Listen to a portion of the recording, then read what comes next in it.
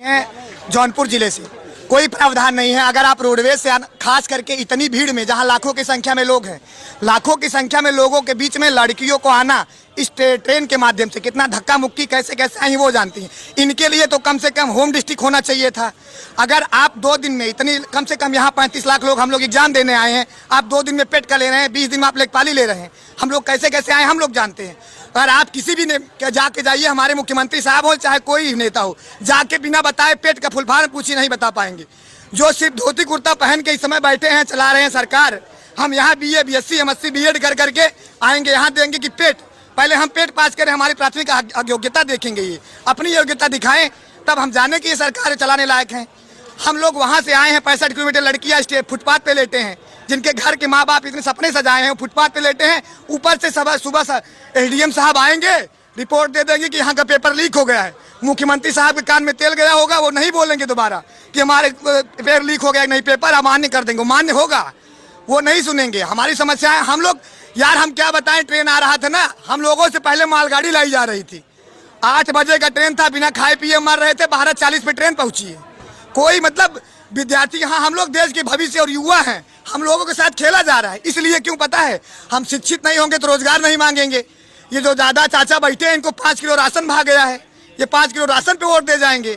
और जब हम नहीं पढ़े रहेंगे तो हम भी अपनी आवाज़ नहीं उठाएंगे, कोई बोलने वाला नहीं होगा। सब अपना अनपढ़ रहो यहीं, आओ उसके बाद बाबा जी की बात मानो। आए हैं बाबा जी के, सुने थे हम लोग जौनपुर से हैं कि बड़ा बढ़िया प्लेटफार्म होता है।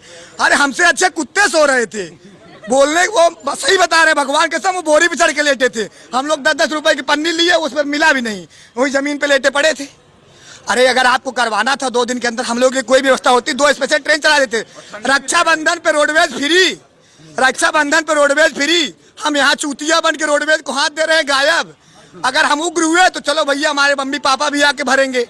अभी ED बैठा दी जाएगी हमारे भी ऊपर, तुरंत भैया ऑन द स्पॉट कार्रवाई भी कर देंगे। चलो भाई साहब, चलो तुरंत माँ बाप भरेंगे हरजाना।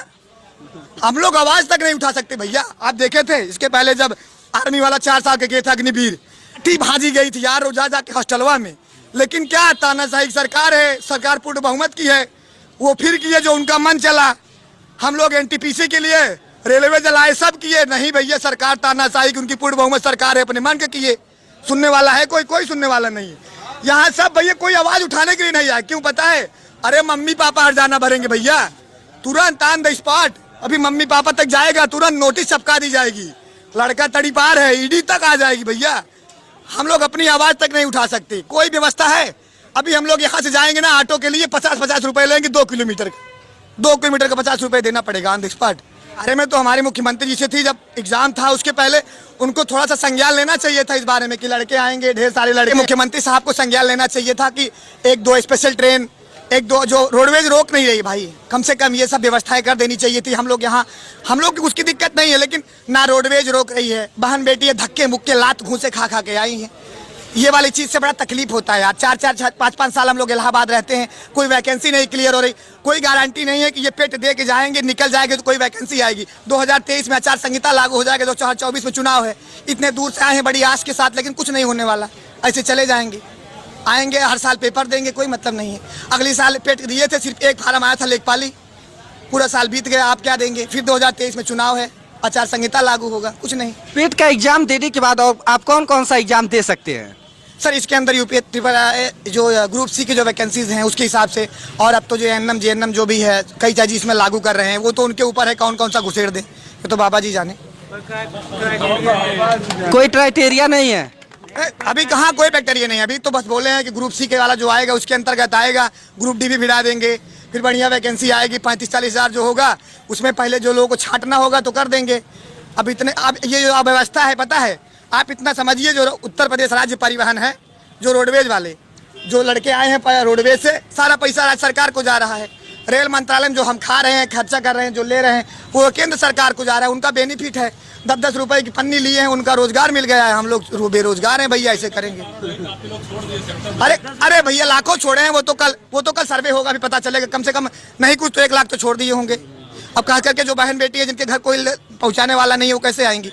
अच्छा, बोर्ड यह कह के पलड़ा झाड़ ले रही है कि नकल है वो ज्यादा हो रहा था और सेंटर अगर दूर बनाया जाएगा तो नकल नहीं होगा। तो मैं कहना चाहूंगा, इससे पहले जब लेखपाल का पेपर हुआ है तो उसमें 15,000 मुन्ना भाई पकड़े गए थे, 8,000 सीट थी और 15,000 बच्चे पकड़े गए थे। तो सर उसके बारे में क्या कहेंगे? उसका भी जवाब दे देते हैं।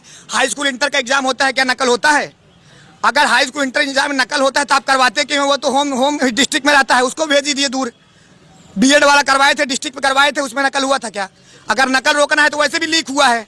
आप आजम जौनपुर जिले से सटा आजमगढ़ था, वहां कर देते, हम कर इलाहाबाद कर देते, जहां हम लोग कभी जाने नहीं है। नकल वकल नहीं है भैया। ये क्या है कि राज्य सरकार, केंद्र सरकार 120 रुपए ऑनलाइन करवाने लेंगे, वहां 70 रुपए वहां बेनिफिट हुआ, यहाँ आके 150 रुपए जो होगा राज्य परिवहन को फायदा होगा। बस यही मकसद है। बाकी अगर नकल रोकना, हाई स्कूल इंटर के पेपर आप दिलवा रहे हैं, गाँव में दिलवा रहे हैं ना, वहाँ तो नकल नहीं हो रहा है। अगर आप वहाँ क्या करें, टीचर बदल दीजिए, दूसरे जिले के दूसरे टीचर कर दीजिए, टीचरों को थोड़ा परेशान करिए। लड़कों को परेशान करके क्या मिलेगा? हर बार हम ही परेशान होंगे? ये कुछ नहीं है। बस यह क्या है पता है, आप अपना हक मत मांगिए, शांति से बैठे रहिए, आइए एग्जाम दीजिए। सब लोग ऐसे तमाशा दीजिए, आप हमसे बुलवाइए, हम बोलेंगे, सरकार जो मन में आएगा वो करेगा, कोई मतलब नहीं।